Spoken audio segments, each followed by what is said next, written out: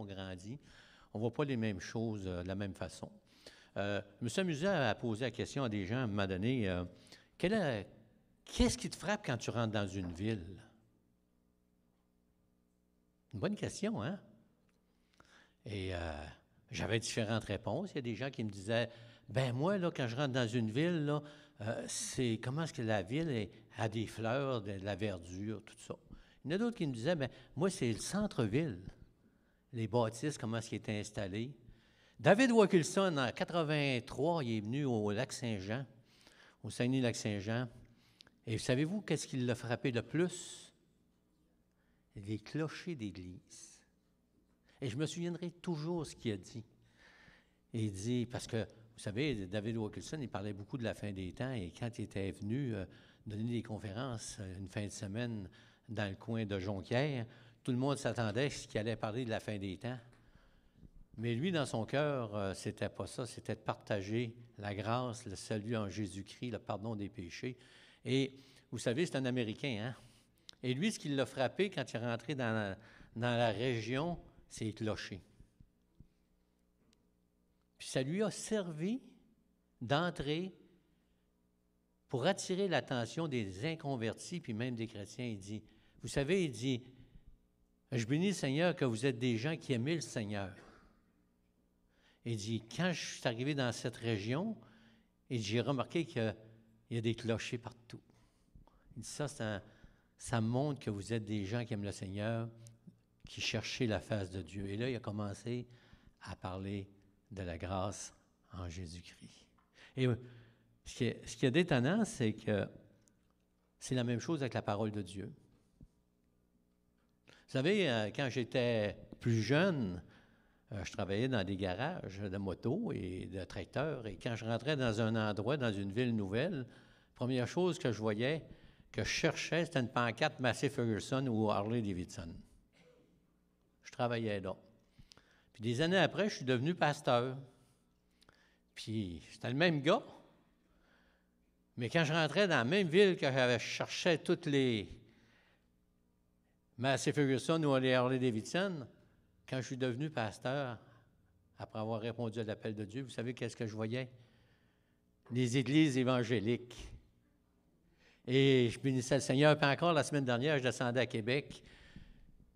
Puis, j'étais dans des petits trucs que je ne connaissais pas, dans des places que je ne connaissais pas. Hein? Il y a une église évangélique là, j'aurais jamais pensé ça. Ma vision était changée.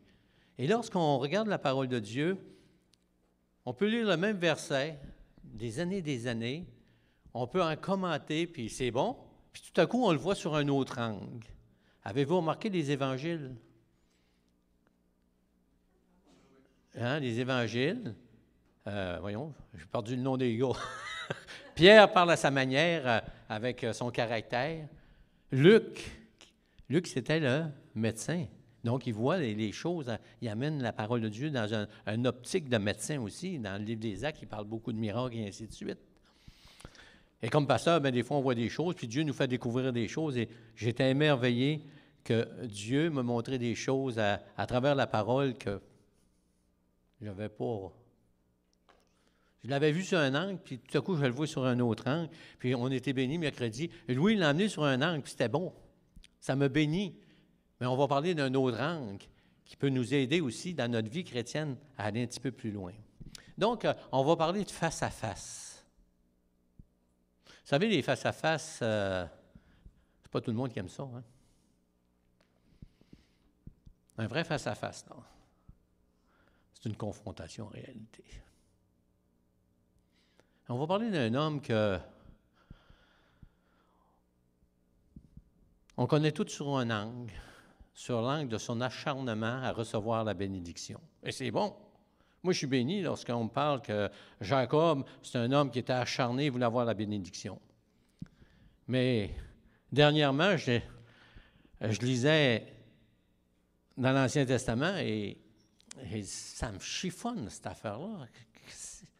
Je le vois toujours de la même façon. Il doit y avoir quelque chose que je ne comprends pas. Puis je le trouvais un petit peu hasardeux, ce petit chapitre-là, ces quelques versets-là. Je vais vous les lire ce matin dans Genèse 32, 24, où il nous parle de Jacob qui est confronté avec Dieu, qui lutte avec Dieu. Parce que dans la parole, c'est marqué qu'il lutte avec Dieu. Donc, on va aller dans Genèse 32, 24. Jacob demeura seul.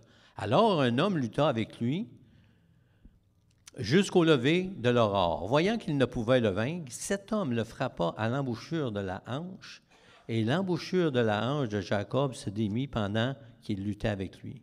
Il dit, « Laisse-moi aller, car l'aurore se lève. » Et Jacob répondit, « Je ne te laisserai point aller, que tu ne m'aies béni. » Il lui dit, « Quel est ton nom? » Et il répondit, « Jacob. » Il dit, « D'accord, ton nom ne sera plus Jacob, mais tu seras appelé Israël, car tu as lutté avec Dieu et avec des hommes, et tu as été vainqueur. » Jacob l'interrogea en disant, « Fais-moi, je te prie, connaître ton nom. » Il répondit, « Pourquoi demandes-tu mon nom? » Et il le bénit là. Jacob appela ce lieu du nom de Péniel, car, dit-il, « J'ai vu Dieu face à face, et mon âme a été sauvée. » Le soleil se levait lorsqu'il passa Péniel. Jacob boitait de la hanche. C'est pourquoi jusqu'à ce jour, tous les enfants d'Israël ne mangent point le tendon qui est à l'embouchure de la hanche, car Dieu frappa Jacob à l'embouchure de la hanche au tendon. Seigneur, je te bénis qu'on peut voir ta parole sur plusieurs angles, Seigneur, et quand tu nous montres ça, c'est pour nous bénir, Seigneur, pour nous aider à avancer dans notre démarche quotidienne, Seigneur, parce que tu veux faire une œuvre en nous, Seigneur, au-delà de nos capacités. Et comme on a entendu ce matin, Seigneur, ton esprit est sur nous, ton esprit est en nous, Seigneur. Tu nous rencontres, Seigneur, tu nous transformes, Seigneur, et tu nous aides par ton Saint-Esprit, Seigneur, à avancer, Seigneur, pour être une bénédiction là où tu nous as appelés, Seigneur. Ce matin, Éternel, on a vraiment besoin de l'assistance de ton Saint-Esprit pour saisir toute la bénédiction, Seigneur, qu'on a commencé à voir mercredi, mais cette bénédiction, Seigneur, on veut tellement qu'elle soit là constamment dans nos vies éternelles. Puisses-tu, par ton Saint-Esprit, rafraîchir nos cœurs ce matin et continuer de nous donner une bonne direction. Et Seigneur, que nous puissions te voir face à face. Amen. Ah, Seigneur est bon, hein? Il y a des paroles qui me dérangent, moi. Et ça va aller avec ma prédication. On rencontre des personnes qui ont donné leur vie au Seigneur et pour quelque raison que ce soit, vous les rencontrez des mois ou des semaines après, même des années après. Puis ces personnes-là, bien, vous leur parlez et puis dites, « Le Seigneur, il m'aime comme je suis. » Ça me dérange. C'est vrai que le Seigneur nous aime comme je suis. On l'a chanté tout à l'heure, ça me parlait dans mon banc. Mais ce que le Seigneur ne veut pas dans ma vie, c'est que je reste comme j'étais avant. Il ne veut pas pantoute. Et c'est pour ça que je vous parle de Jacob ce matin. Parce que souvent, on regarde la parole de Dieu et puis on parle de nos héros. On parle de Jacob comme un héros. Il est devenu un héros. On parle de Delors des Ormeaux, ceux qui sont des petits Québécois comme moi, là, qui sont allés à la petite école dans le temps, là, où on avait des cours d'histoire du Canada, où on nous parlait des personnes historiques. Et Delors des Ormeaux, hein? Est-ce qu'il y en a qui se souviennent du baril qui a lancé par-dessus la barricade? Hein, on nous a enseigné ça à l'école, que Delors des Ormeaux est un héros et il était aux prises avec les Indiens. Je ne peux même plus dire ça, les Indiens. Ben, on va le dire, c'était de même, c'était écrit dans l'histoire du Canada, là. On est rendu où on ne peut même plus parler. Hein? Non, c'est tellement... Des fois, je suis déboussolé. Puis c'est pas méchamment qu'on dit ça, là.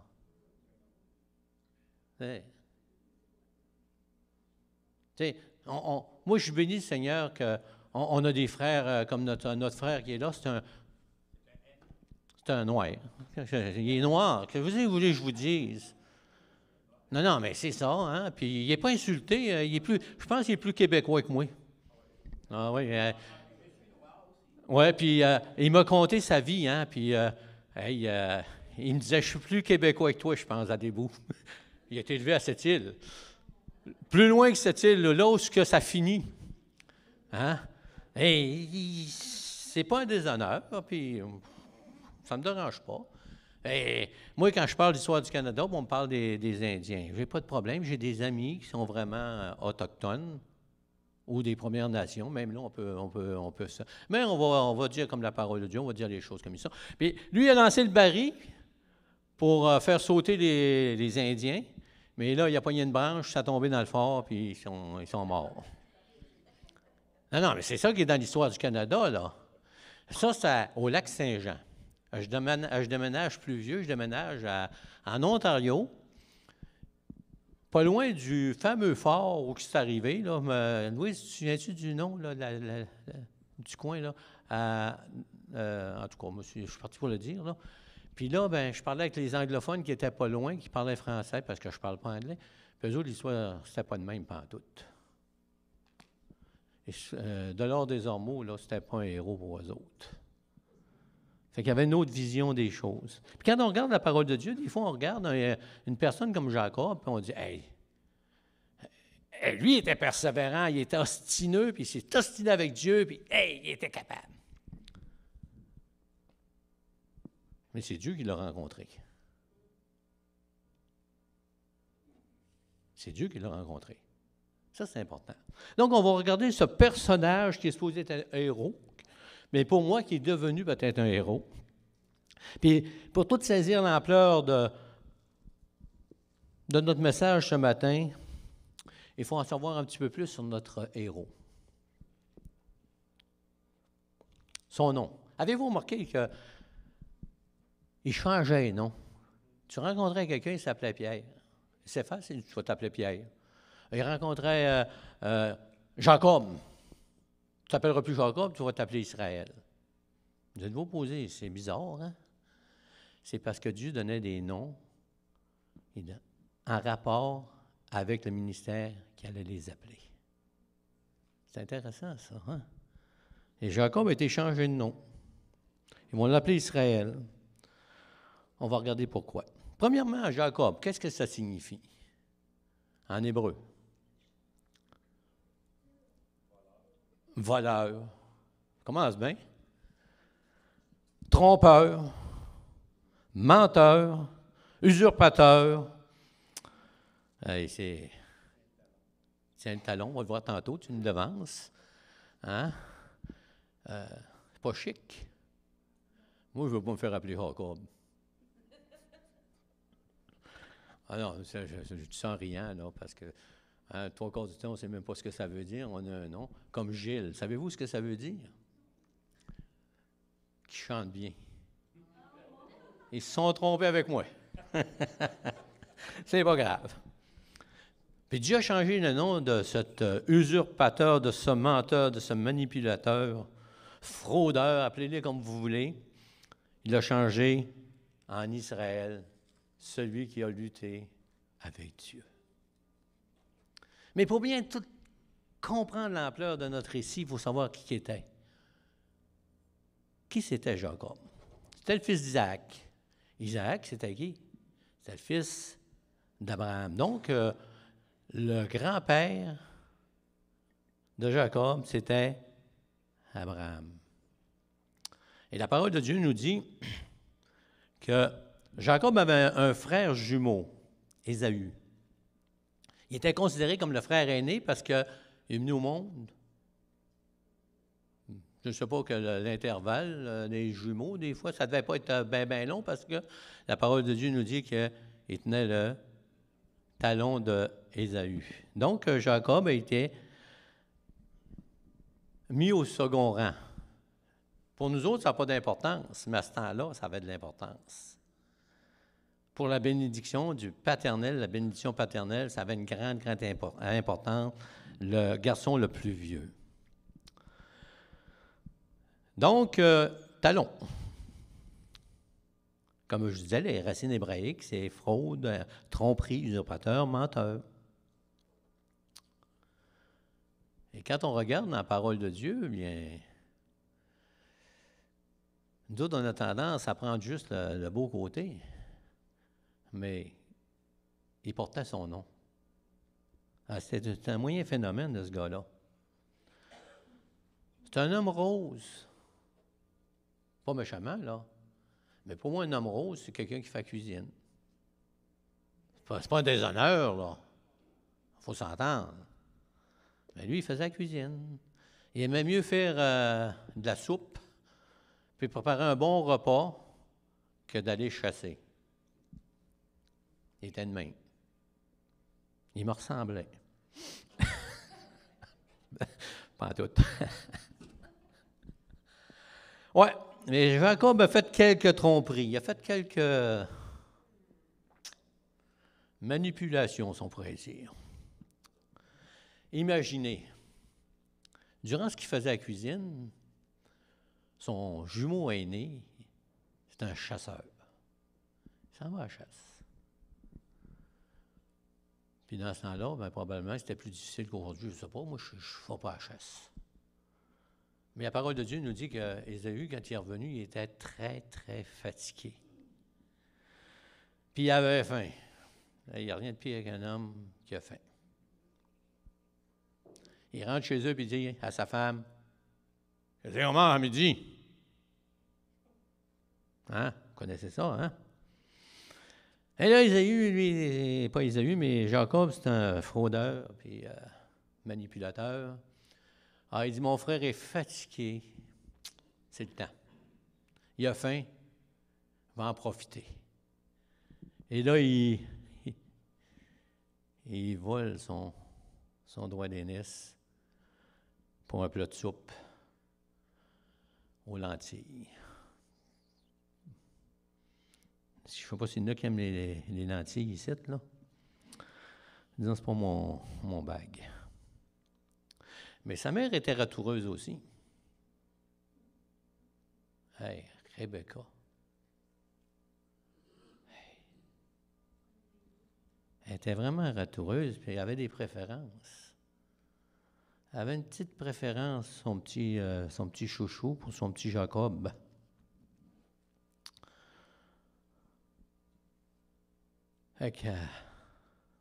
Elle lui donne des bons conseils. Elle dit, Ésaü, elle dit, écoute, je vais te donner un conseil. Il faut que tu voles le doigt. Elle n'a pas dit ça. Elle dit, il faut que tu t'accapares du doigt des... Voyons, la bénédiction paternelle à ton père, et on va user de ruse. Durant ce qu'il va être parti, aller chercher du gibier à ton père. Toi, tu vas te déguiser. Aller jusqu'à se coller du poil ses mains. Il faut que de manière, ils ont fait ça, là. Parce qu'il y en a un qui était poilu, puis l'autre l'était moins.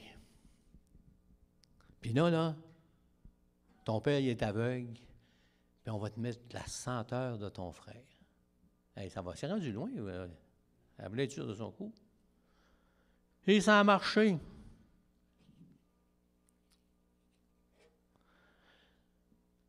Mais là, l'histoire nous dit qu'Ésaü n'était pas content, puis il a commencé à vouloir faire mourir son frère. Je vais te régler ton compte. Mais comme Jacob était un homme, un héros, il s'est sauvé. Encore sur le conseil de sa maman. Et il est parti chez son oncle Laban. Mais là, il est arrivé quelque chose chez son oncle Laban, c'est qu'il s'est fait faire. Tu vas travailler 7 ans pour Rachel, puis quand il a fini ses 7 ans, c'est Léa qui a été donné, parce que Léa était plus vieille, puis dans ce temps-là, la coutume, c'était qu'il fallait que tu maries la plus vieille avant la plus jeune. Puis là, il dit, je vais travailler encore 7 ans pour toi si je vais avoir Rachel. Il dit, c'est correct. L'arroseur arrosé. Mais des fois, là, la leçon n'est pas encore assez forte. Notre cœur n'est pas dévoilé. Parce qu'il a usé encore de stratagèmes pour avoir la bénédiction, avoir l'abondance aux dépens de Laban, son beau-père. Et il est sorti de là, il était riche. Il avait beau avoir des richesses matérielles, son cœur n'était pas changé, son cœur était inquiet. Il avait toujours peur de la confrontation. Il avait toujours peur de rencontrer son frère Ésaü. Et la confrontation avec son frère allait arriver bientôt. Et vous savez, il n'avait pas changé encore. OK, je vais rencontrer mon frère Jésus, mais je vais user le stratagème. Je vais diviser tout mon cheftel en deux. On va faire 2 groupes. Je vais envoyer un groupe en avant, puis moi, je vais rester en arrière parce qu'il ne veut pas la confrontation. Il va faire que les autres soient confrontés, mais lui, non. Il reste en arrière. Il envoie ses serviteurs en avant, premier groupe. Puis si ça ne marche pas, bien, il va y avoir le deuxième groupe. Moi, je suis à l'abri. Et là, ça continue l'histoire parce qu'il n'est pas encore assez rassuré. Il arrive le soir, puis il dit, je vais faire traverser ma femme de l'autre côté avec mes enfants, puis moi, je vais demeurer seul. Tout un héros, hein? Vraiment, là, c'est comme ça, c'est marqué dans la parole de Dieu. Jacob porte bien son nom, n'est-ce pas? Mais Jacob n'est pas pire que n'importe quel homme.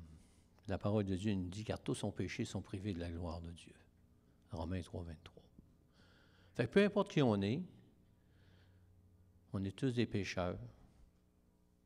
On a besoin de la grâce de Dieu dans nos vies. Mais moi, je ne suis pas comme Isaïe, vous savez. Moi, je ne suis pas menteur, je ne suis pas ci, je ne suis pas ça. Mais la parole de Dieu nous dit qu'il n'y a point de juste dans Romains 3, 10. Pas même un seul, nul n'est intelligent, nul ne cherche Dieu.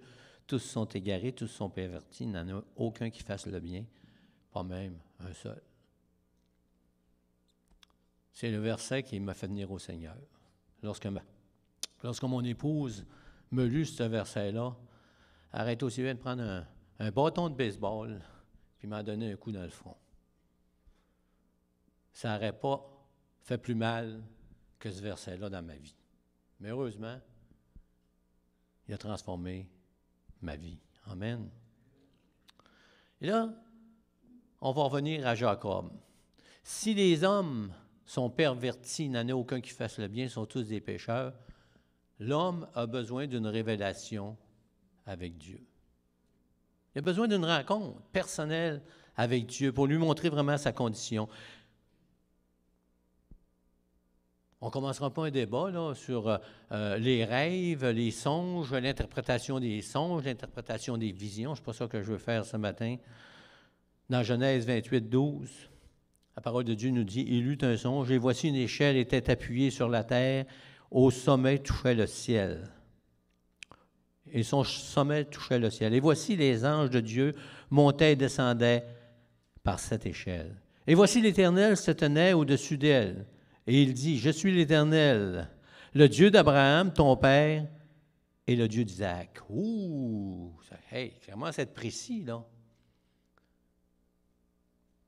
Oh, ça se peut-tu que Jacob ait entendu parler de l'Éternel? Oui. Écoutez, Abraham, il a vécu des choses extraordinaires avec Dieu. Isaac aussi. Et probablement qu'ils n'ont parlé à Jacob. C'est ça, hein? Et là, tout à coup, Jacob fait sa vie tout croche. Moi, ça me fait penser que quand on a des enfants qui ne suivent pas le Seigneur, à bénédiction qu'on leur a donnée en leur apportant la parole de Dieu, qui va demeurer imprégnée dans leur cœur, même s'ils ne veulent pas. Jacob, même s'il était tout croche, il avait reçu la parole de Dieu et Dieu s'est révélé à lui à travers ce songe-là. Et voici l'Éternel se tenait au-dessus d'elle. Révélation personnelle. Ça appartient à Jacob.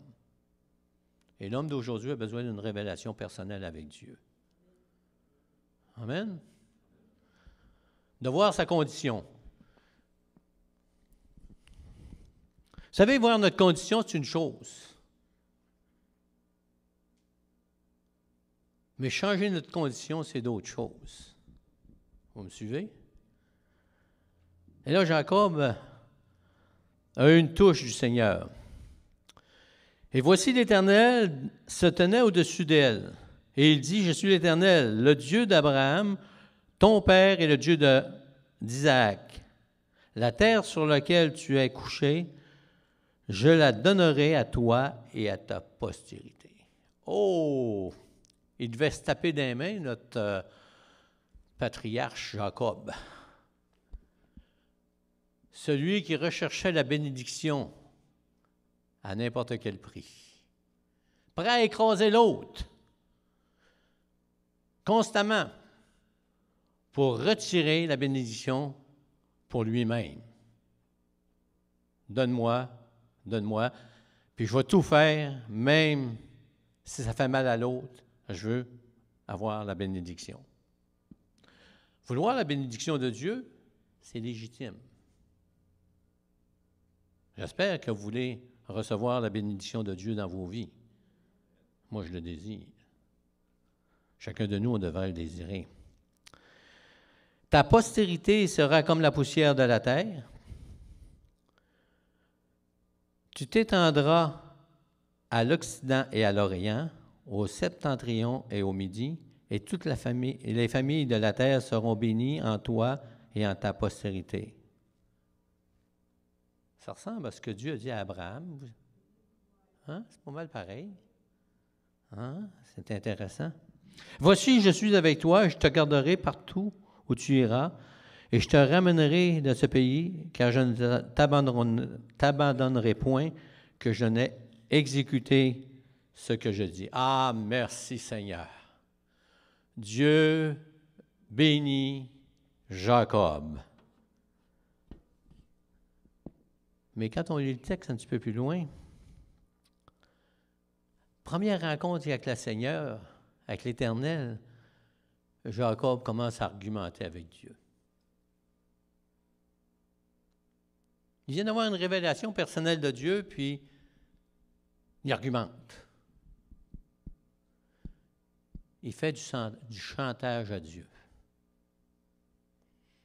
Ça ressemble à des chrétiens des fois. Hein? Si Dieu me bénit, Seigneur, je vais faire ça.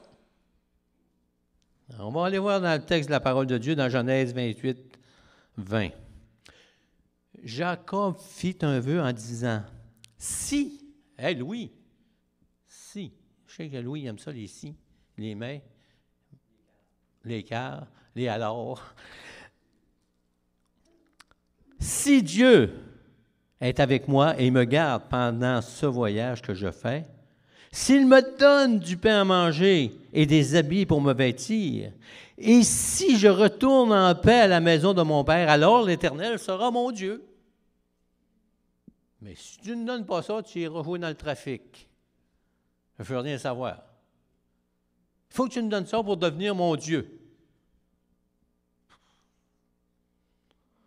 Vous savez, quand on accepte le Seigneur, hein, ça nous arrive de dire la même chose.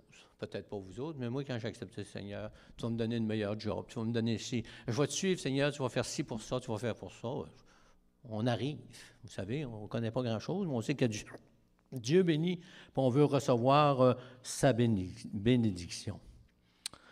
OK. Je retourne en paix à la maison de mon Père, alors l'Éternel sera mon Dieu. Cette pierre que j'ai dressée pour monument sera à la maison de Dieu et je te donnerai. Hey, là, c'est quelque chose. Je vais te donner ma dîme. Hey, combien de chrétiens disent, Seigneur, je te donne ma dîme. Tu vas me bénir plus. La bénédiction en rapport avec notre portefeuille ou avec nos talents ou quoi que ce soit. Donc, Jacob était là, était face à l'Éternel.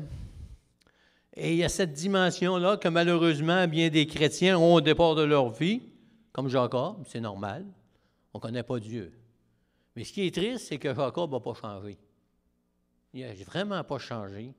Même après cette rencontre personnelle, hein, où Dieu est en haut de l'échelle, puis lui est en bas, où Dieu montrait que c'est lui le grand, le majestueux, l'admirable, le conseiller, le Dieu tout-puissant, celui qui est digne d'adoration, celui qui est digne de louange, le Dieu d'Abraham, le Dieu de Jacob.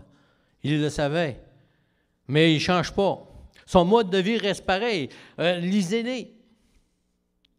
Mais si tu me donnes la bénédiction, ben, je vais te faire de toi mon Dieu. Parce que Jacob a une vie de conflit. Il est en confrontation. Lui, il pense qu'il est en confrontation avec les autres. Il est en confrontation avec son père.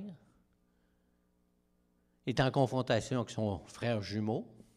Il est en confrontation avec son beau-père Laban, qui était son oncle au commencement. Puis même après, il s'en va et Dieu lui donne une révélation. Puis Jacob ne change pas. Il reste un croche. Il reste tout heure. Puis peut-être qu'il a dit, j'ai rencontré l'Éternel, il m'aime comme je suis. J'ai été sauvé par grâce. Dieu m'aime comme je suis, et je vais rester comme je suis. Quelle tristesse. Si Dieu se révèle, c'est parce que nos vies, des fois, ne sont pas douettes. Bien, quand on l'accepte comme sauveur, c'est parce qu'on est croche. Devant lui, il n'y a pas un juste, pas même un seul. Et il nous prend là, pas pour qu'on reste de même. Il nous prend orgueilleux, c'est pour qu'on devienne un. Il nous prend voleur pour qu'on devienne honnête. Et ainsi de suite. Mais Jacob n'a pas changé. Mais parce qu'il n'a pas changé, la crainte a augmenté dans son cœur. Il y a quelque chose. Hein? Si vous lisez le texte dans Genèse, vous allez voir comment est-ce que la crainte de Jacob était constamment dans sa vie, même si son frère Ésaü était parti, quand il savait que son frère allait revenir ou qu'il allait à sa rencontre, il était effrayé parce qu'il n'était pas capable de se voir comme il était. Il a demeuré un homme rusé, incapable de faire face à ses conflits, incapable de rencontrer son frère Ésaü, incapable d'être honnête avec Laban. Et là, Jacob avait besoin de quelque chose dans sa vie. Une rencontre, une nouvelle rencontre, un nouveau face-à-face avec Dieu, mais un vrai. Là où c'est Dieu qui allait le saisir et qui allait lui montrer comment ce qu'il était.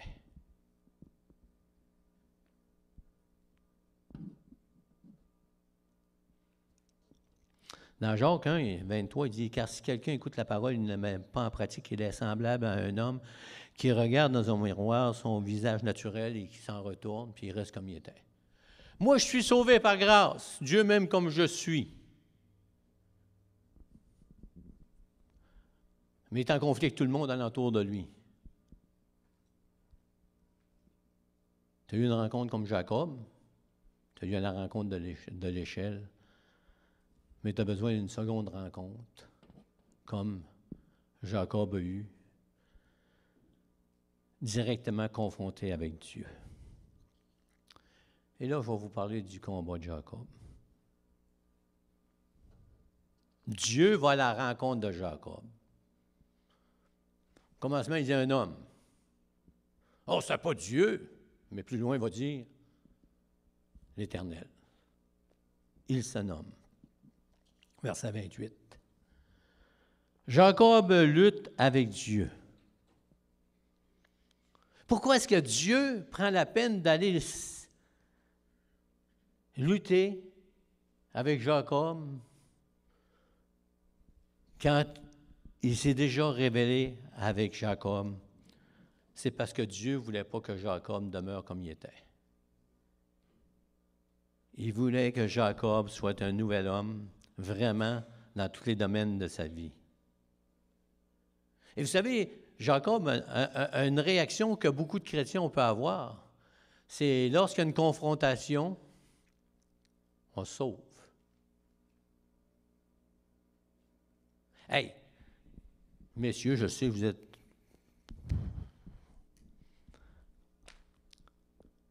Vous savez, messieurs, quand on a un reproche de notre épouse, qu'est-ce qu'on fait souvent? En tout cas, je ne parlerai pas pour vous autres, je parlerai pour moi. Je deviens sourd. Lorsque mon épouse me fait un reproche, puis qu'elle a raison, je deviens sourd, puis en dedans, ça bouille, mais je sais qu'elle a raison. Puis là, je me lève, puis il va faire un tour. Elle dit, c'est ça, tu te sauves. Et Jacob était de même. À tous les conflits qu'il y avait, il se sauvait. Puis en plus de se sauver, il envoyait les autres pour régler ses problèmes. C'est comme le gars qui lit la parole, puis Dieu lui parle à travers la parole, puis il n'écoute pas. Il reste comme il était, puis il est toujours confronté de toutes les manières qu'on peut voir. Mais Dieu ne veut pas qu'on reste comme il est là, il nous confronte de différentes façons. Dans nos vies, même si on est chrétien, ça peut arriver qu'on détraque. Ça se dit-tu détraquer? Oui. Qu'on change, que notre voix n'est pas toujours ce que Dieu voudrait qu'on soit. Et là, Dieu nous rencontre. Mais Jacob, on voit la réaction, hein? Il a envoyé sa femme, tous ses serviteurs étaient déjà traversés le... Jacob, je ne sais pas comment il appelle ça, là, c'est un influent du Jourdain, là, un petit cours d'eau. Là. Ils avaient tout envoyé, là, comme je disais tout à l'heure, en 2 groupes. Puis là, le 3e groupe, c'était sa femme. Puis là, bien, notre héros, il reste du bon bord. Les autres, arrangez-vous avec le problème que j'avais. Moi, je vais me reposer. Il ne s'est pas reposé longtemps. Même si il voulait demeurer seul, Dieu est intervenu. Et Dieu est intervenu parce qu'il voulait changer Jacob totalement. Et c'est pour ça qu'il a dit, ton nom va être changé. Il ne faut pas que tu restes le même. Il ne faut pas que tu sois toujours un usurpateur, un menteur, on en a parlé tout à l'heure, un teneux de talon, appelez ça comme vous voulez, là. Non. Il a changé son nom. Dans l'Apocalypse, lorsque Dieu s'adresse à une église, il dit, tu vas avoir un nom nouveau que toi seul tu vas connaître, parce que tu marches tout croche. Je vais te changer, puis je vais te donner un nouveau nom. Jacob avait un problème tout au long de sa vie, même s'il avait eu une révélation de Dieu, il avait son problème qu'il suivait jour après jour, et son obsession, c'était la bénédiction. Il était obsédé par la bénédiction. Et combien de chrétiens sont obsédés parce qu'ils veulent avoir une bénédiction? Et c'est légitime, comme je vous disais tout à l'heure, parce que Dieu veut nous bénir. Dieu veut nous bénir. Mais pour nous bénir, Dieu veut nous transformer. Dieu veut nous prendre dans un endroit, il veut nous emmener ailleurs pour que nos motifs de cœur soient sincères. Jacob, il n'y avait rien de sincère dans son cœur, c'est rien de la fraude. Et même pour recevoir la bénédiction, ce n'était pas pour que la bénédiction s'étende à d'autres. C'est que pour lui, il soit plus riche, qu'il en bénéficie, et tout de suite. Et Dieu nous dit qu'on est appelé à bénir afin d'hériter la bénédiction. Mais il ne pouvait pas bénir personne. Son cœur était tortueux et menteur. Il avait un problème tout au long de sa vie, une obsession, la bénédiction. Il faisait tout pour s'en acquérir. Et des fois, on fait des choses dans nos vies par mauvais motifs. Et ce que je vous apporte ce matin, ce n'est pas une condamnation. Là. Dieu nous donne des faits, Dieu nous donne des réprimandes dans la parole de Dieu, c'est jamais pour nous détruire. Est-ce que c'est clair? Puis je veux que ça soit clair pour vous autres. Si Dieu nous met en confrontation, que ce soit avec des personnes, que ce soit avec lui, c'est pour que notre cœur soit dévoilé. Lui, il sait notre cœur. Nous autres, on ne connaît pas notre cœur. C'est dans une confrontation que notre cœur est dévoilé. Quand il arrive quelque chose, notre réaction est là. Et c'est là que notre cœur est dévoilé. Chrétiens, ne recherchez pas juste la bénédiction pour la bénédiction. Recherchez la bénédiction pour bénir. Recherchez la bénédiction parce que vous ne faites pas de... Comment je dirais ça? Ne devenez pas des quêteux dans vos prières. Ah, je vais jeûner, Seigneur, si tu me donnes ça. Je sais que vous n'avez pas fait ça dans vos vies, mais moi, je l'ai fait. Quand j'étais nouveau chrétien, hey, on va faire un mois de prière, Dieu va nous donner ça. Mais pourquoi? Hey, il y avait un gars un jour qui il venait à l'église. Puis, il priait tout le temps pour sa femme. Puis moi, j'étais le dirigeant de cellule dans ce temps-là. Je n'étais pas pasteur, puis c'était un de mes amis proches. Je trouvais qu'il priait d'une drôle de manière. Fait qu'à un moment donné, aujourd'hui, il est décédé. Je vais le voir après la réunion du mercredi. Et il dit, écoute, pourquoi tu pries pour ta femme demain? Bien, c'est pour qu'elle soit sauvée. Je le sais, là, c'est légitime. Mais, je ne sais pas, c'est peut-être moi qui n'ai pas correct. Y a-t-il quelque chose que tu voudrais me dire? Bien, il dit, écoute, c'est normal que je prie pour ma femme qu'elle soit sauvée. Il dit, il faut pas venir à l'église tous les jours. Elle ne chialera pas après moi. Il priait que sa femme soit sauvée, que lui ait plus de liberté dans le Seigneur. Non pas pour que son âme à sa femme soit sauvée, mais il priait pour lui. Parce que ma femme, elle choque après moi, parce que je vais à l'église le mercredi, parce que je vais à l'église le dimanche matin, puis je vais à l'église le dimanche soir, puis quand il y a des réunions spéciales, il y a des concerts, je m'en vais là, puis elle fâche après moi, puis il dit, là, ça venait au Seigneur, il dit, je pourrais tout suivre ça, puis il n'y aurait plus de problème. J'ai dit, tes motifs ne sont pas bons, petit gars. Prie que son âme soit sauvée, puis le reste, Dieu va s'en occuper. Et son attitude de cœur a changé, je bénis le Seigneur, et son épouse est venue au Seigneur. Amen. Mais il a hérité la bénédiction parce que sa femme le suivait partout. Gloire au Seigneur. Mais Dieu voulait lui démontrer son cœur. La présence de Dieu. Dieu, hey, comment est-ce qu'on entend ça? Dieu, je veux avoir ta présence. Je veux, Seigneur, que tu me suives pas à part, que je chante ta présence dans ma vie constamment. Dans Hébreux 12, 14, il dit, sans la sanctification, personne ne verra le Seigneur. Voir le Seigneur, c'est pas fermer la lumière le soir dans notre chambre puis voir apparaître la photo du Seigneur. La présence de Dieu, c'est pas juste le dimanche matin. La présence de Dieu, on en a besoin. À tous nos respires, on a besoin de la présence de Dieu. Mais dit sans la sanctification, n'en déplaise à certains, peut-être qu'il y en a qui vont nous écouter sur Internet, je ne sais pas.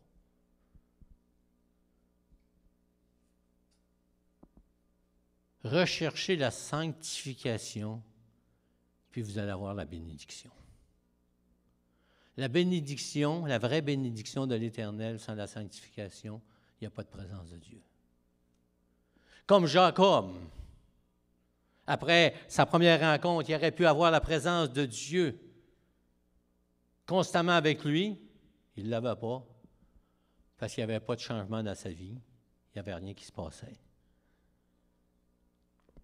Dieu veut qu'on goûte sa présence constamment dans nos vies.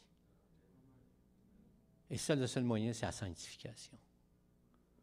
C'est de s'éloigner des choses qui sont contraires à Dieu, contraires à la parole de Dieu. C'est ça la sanctification. C'est lorsque le Saint-Esprit, on a prié, les frères, puis une sœur, je pense qu'il a prié, 2 sœurs, ils ont prié pour la présence de Dieu. Gloire à Dieu. Amen. Hey, c'est intéressant, hein? Mais la présence de Dieu, sans la sanctification, ça ne t'offre pas. On retourne chez nous, ça s'éloigne de nous, on dirait. Mais Dieu veut nous donner une bénédiction, il est avec nous à chaque instant. Et combien est-ce qu'on a besoin de ça? Toute la confrontation de Jacob, c'est parce qu'il n'y avait pas la présence de Dieu qui le suivait. Et Dieu l'a confronté. Non seulement Dieu l'a confronté avec ses bébites, avec son frère, avec Laban. Voyons.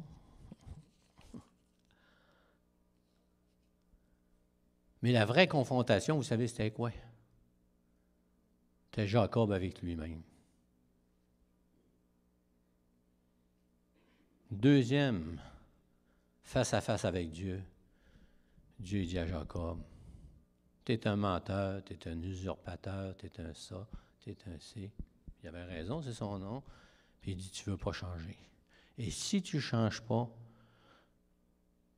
Et là, Jacob, on le voit comme, hey, il a gagné avec Dieu.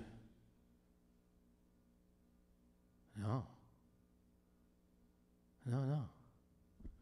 Qu'est-ce que Dieu a fait? Clac. Dieu il a mis un souvenir de cette rencontre-là. Ta rencontre, tu ne l'oublieras jamais. Il dit, voyant qu'il ne pouvait le vaincre, cet homme le frappa à l'embouchure de la hanche de Jacob, et démit pendant, et se démit, d'abord, dans la hanche, se démit pendant qu'il luttait avec lui. Premier abord, on dit il a gagné. Mais c'est un face-à-face que Dieu a fait avec Jacob, et l'Éternel est vainqueur. Et l'Éternel lui a dit,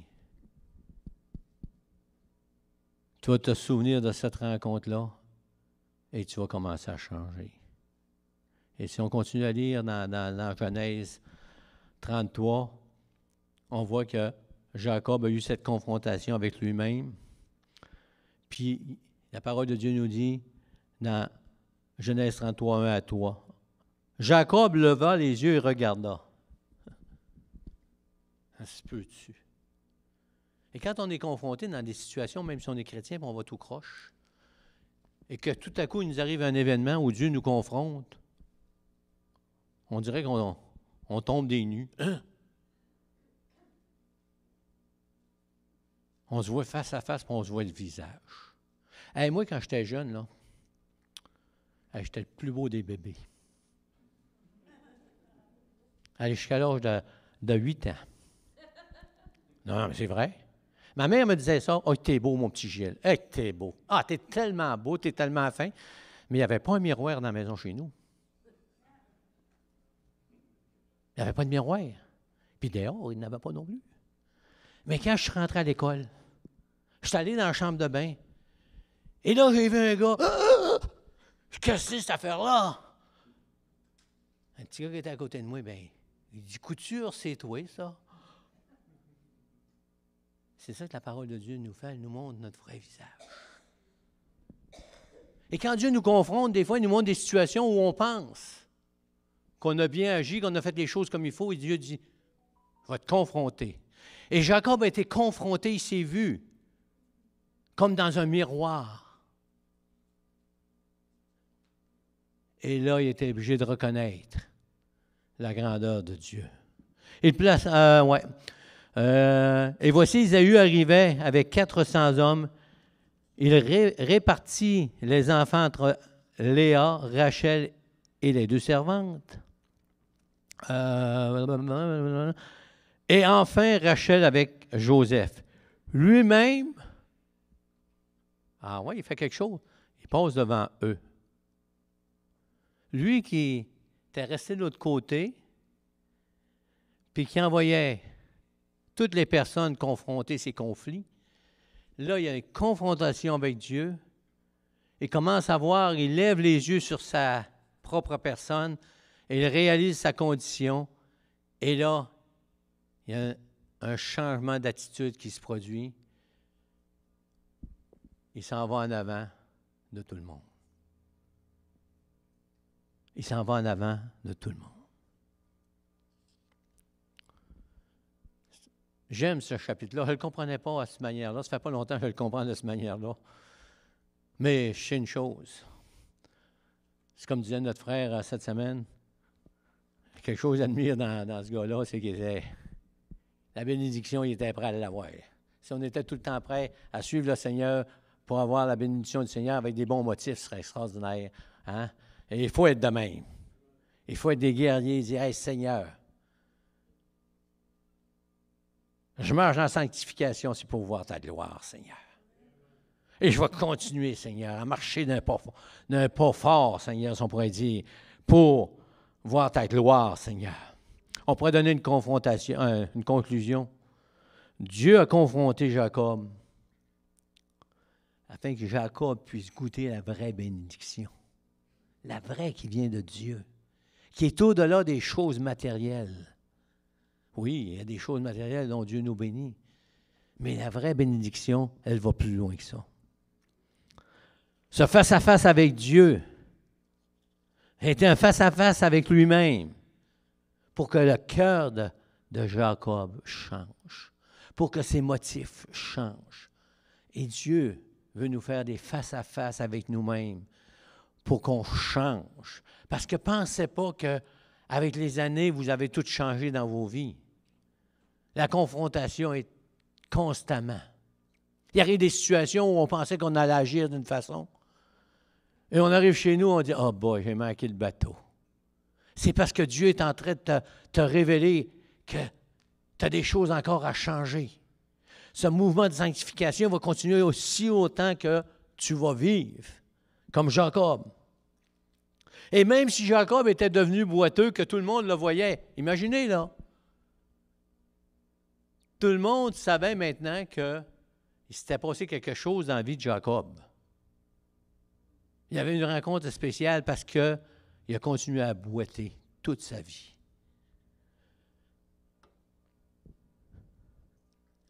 Malgré ce qui peut nous arriver, on peut avoir la bénédiction de Dieu. Je l'ai déjà parlé du monsieur qui peignait avec sa bouche. Je ne sais pas s'il y en a qui ont écouté un matin une émission évangélique. Le monsieur, il peignait avec sa bouche. Il avait accepté le Seigneur. Mais ce n'est pas le même que j'ai rencontré un jour. Un jour, j'ai rencontré un homme dans un centre d'achat.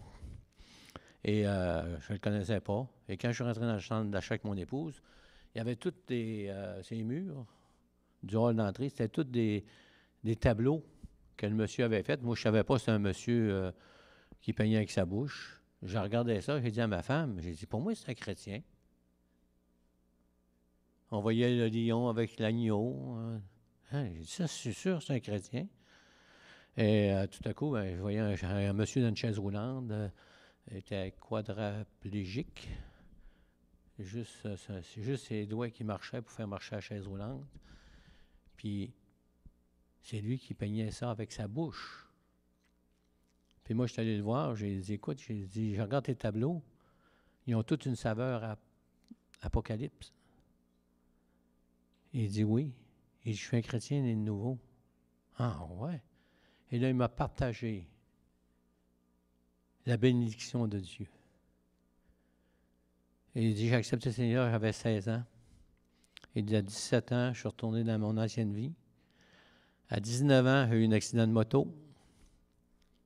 Et il dit, je suis paralysé, je suis dans une chaise roulante. Il dit, je ne suis plus capable de rien faire. Mais Dieu m'avait averti. Et lorsque j'ai donné ma vie au Seigneur, je commençais à aller dans le monde, à reprendre mes habitudes. Il dit, le Seigneur m'a rencontré encore une fois. Il m'a dit, non, non, non. Si tu ne t'arrêtes pas, moi, je vais t'arrêter. Il dit, le Seigneur m'a arrêté. Il dit, aujourd'hui, je suis dans une chaise roulante. Il dit, je bénis le Seigneur. Il dit, j'ai même une épouse. Il dit, aujourd'hui, je vis une vraie vie. Une vie de bénédiction. Puis il dit, avec mes peintures, il dit, je peux bénir les autres. Et j'ai eu une confrontation avec Dieu. Puis je ressens la présence de Dieu beaucoup plus que dans ma vie chrétienne quand j'ai débuté. Parce qu'il dit, Dieu m'a rencontré d'une façon personnelle. Et il dit, c'est pas comme j'aurais pensé, mais il dit, la bénédiction est là. Il dit, aujourd'hui, je suis béni, même si j'ai un handicap. Puis il dit, là, c'est ses paroles. Parce que j'ai dit que j'étais un pasteur pentecôtiste. Et il dit, je sais que Dieu peut me guérir. Mais il dit, je sais qu'il ne le fera pas. Hein? J'ai dit, pourquoi? Ah, il dit, il y a la possibilité de le faire. Mais il dit, il me connaît. Il dit, s'il le fait, je vais repartir un peu. Fait qu'il dit, de même, je peux marcher avec le Seigneur. Jacob boitait. Il a continué à boiter toute sa vie. Peu importe notre situation actuelle, peu importe le combat, Dieu est toujours là. Et ce que Dieu veut faire, c'est que transformer nos vies, mais transformer notre personne, transformer mon être intérieur, transformer mes pensées. Ses pensées ne sont pas nos pensées et ses voix ne sont pas nos voix. Donc l'histoire de Jacob, moi, m'interpelle beaucoup. Sous cet angle-là, marchons dans la sanctification. Marchons jour après jour dans les choses qui sont conformes à la parole de Dieu. Ayons un cœur pur devant Dieu. On ne sera jamais parfait, on va en faire encore des gaffes. Malheureusement. Si vous n'en faites pas, moi je vais en faire encore. Mais je sais une chose, Dieu est là et Dieu veut que je goûte sa présence constamment dans ma vie, pas juste le dimanche matin, mais à chaque instant de ma vie. Il veut être à côté de moi, il est à côté de moi, mais il veut que je sois dans sa présence. Amen. On a un grand Dieu, vous savez. Et peu importe ce qui nous arrive, c'est toujours pour notre bien, parce que Dieu veut nous rencontrer de quelque manière que ce soit. Seigneur, on te rend grâce et on te bénit, Seigneur, pour ta bonté, Seigneur. Oh, pour ton Saint-Esprit qui agit, Seigneur, ton Saint-Esprit qui nous dirige, Seigneur, pour ta parole. Seigneur, qu'on soit des gens de la parole, Seigneur, pas juste en lecture, mais en pratique, Seigneur Jésus. Oh, Seigneur, tu as parlé à Jacob, Seigneur. Tu lui as parlé, Seigneur, une première fois, une deuxième fois, et tu lui as parlé dans la parole, comme on voit, Seigneur. Et tu fais la même chose avec nous, Seigneur, parce que tu chéris tes enfants, Seigneur. Oh, Seigneur, parce que notre nom est écrit dans le livre de vie, Seigneur. Mon nom, Seigneur, est écrit dans les cieux, Seigneur. Mais, Seigneur, je vis sur cette terre présentement et que tu veux que je marche dans la sanctification afin de goûter ta présence, Seigneur. Que chacun de nous, Seigneur, lorsqu'il y a une confrontation, un face-à-face avec des situations, parce qu'on est loin de toi, Seigneur, parce qu'on s'égare, qu'il puisse y avoir une confrontation, tu viens nous rencontrer, Seigneur, et que nos cœurs soient disposés à s'humilier, Seigneur, à se repentir à nouveau devant toi, Seigneur, et, Seigneur, à s'attendre à des merveilles de ta part, Seigneur. Non pas pour notre satisfaction humaine, mais pour qu'on puisse voir vraiment notre Dieu élevé, notre Dieu glorifié, notre Dieu adoré, notre Dieu célébré. Seigneur, à toi la gloire, à toi l'honneur, Seigneur Jésus. Amen et amen. Dieu vous bénisse abondamment. On n'oublie pas notre réunion de prière mercredi soir à 19h. Dieu vous bénisse. Amen.